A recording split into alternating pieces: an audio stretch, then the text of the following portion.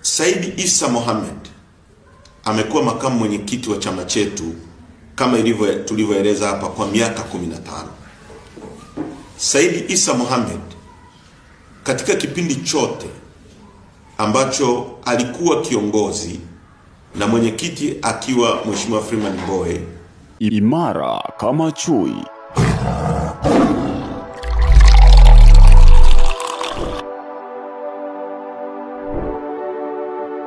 Bob Jean. Maisha ni furaha, tufurahi. Bob Jean ipo mtaani kwako. Hakuwahi kulalamika, na bahati nzuri mimi katika kipindi chote hicho nimekuwa naye kwenye kamati kuu. Nimekuwa kwenye kamati kuu kwa zaidi ya takriban miaka 13. Ni katika vipindi vichache tu vya miezi kadhaa ndio sikuwa kwenye kamati kuu. Hakuwahi kuraise hoja yoyote kuhusiana na mgawanyo wa Zanzibar, au Zanzibar kudhulumiwa, au Zanzibar kuonewa, au mapato ya chama kubase bara kuliko Zanzibar. Mama Maulida Komu ni muasisi wa chama kama tulivyosema. Amekuwa mwenyekiti wa bodi, na kwa maana hiyo bodi ndio wenye chama, wao ndio wanaogawa mapato. Mama Maulida Komu ambaye ni mwenyekiti hakuwahi kulalamika wala kutaka mgawanyo mpya wa mali za chama. Licha ya hivyo, hii kesi imekuja baada ya sisi uongozi mpya tuliopatikana tarehe 21 mwezi wa kwanza kuingia madarakani. Watanzania watakumbuka kwamba sisi tuna miezi kadhaa tu ofisini. Tulichaguliwa tarehe 21, kufika mwezi wa 3 wakamkamata mwenyekiti. Ina maana mwenyekiti amekaa kwenye madaraka akiwa nje kwa chini ya miezi miwili tu. Na sasa leo unaweza kusema ni takriban miezi 4 na sehemu tuko kwenye uongozi. Tangu tuingie madarakani hatujawahi kununua wembe au hata kijiko ambacho tungestahili kuwagawia Zanzibar, labda ionekane tumewagawia kwa kupendelea bara.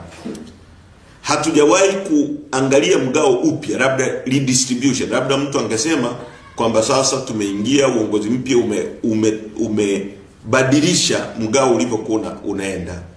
Kama ni ruzuku iliyokuwa inaenda Zanzibar, inaenda vile vile. Kama ni mgao uliokuwa unaenda Zanzibar, unaenda vile vile alivyokuwa Said Issa Mohamed, alivyokuwa Mama Maulida Komu, na ulivyokuwa uongozi uliokuwa chini ya Mheshimiwa Mbowe. Sana tulichofanya, kuna magari ambayo yalitolewa, au gari iliyotolewa kwa ajili ya Zanzibar, na kwa sababu lilikuwa linatumiwa na aliyekuwa naibu katibu mkuu Zanzibar huku bara, na akawa analitumia huku, sisi tumeamuru, uongozi mpya umeamuru livuke liende Zanzibar, litumike likiwa Zanzibar, kwa sababu naibu katibu mkuu aliyekuwa huku, aliyekuwa Zanzibar, ni kama alikuwa anakaa bara. Kwa hiyo akawa anatumia hili gari likiwa huku bara muda wote ambalo lilipaswa kwa Zanzibar. Sana tulichofanya sisi, tumeamuru hilo gari livuke, ambalo ni Ford mpya, iende Zanzibar, itumike ikiwa kule Zanzibar. Kwa hiyo hatujawahi kufanya mgawanyo mwingine wowote wa mali, labda kutazama au kufanya nini kama nilivyoeleza. Sasa inakuwaje watu ambao walikuwa kwenye madaraka, watu ambao ndio walikuwa wamegao, ndio waliofanya huu mgao, watu ambao ndio wamekuwa wanasimamia chama kikiwa hivi, leo baada ya kutolewa madarakani kwa njia ya kura, waone kwamba huo mgawanyo sio sawa? Ndio maana tunasema hizi ni hila za serikali kwa kutumia hawa watu kujaribu kuzuia operation ya no reforms no election. Na hizi hila hazisimami peke yake. Mojawapo ni kumkamata mwenyekiti, nyingine ilikuwa ni kuzuia ruzuku. Mtakumbuka kuna kesi iko hapo inaitwa kesi ya Mchome iliyopelekwa kwa msajili wa vyama vya siasa. Hii yote ni kujaribu kudestabilize chama kishindwe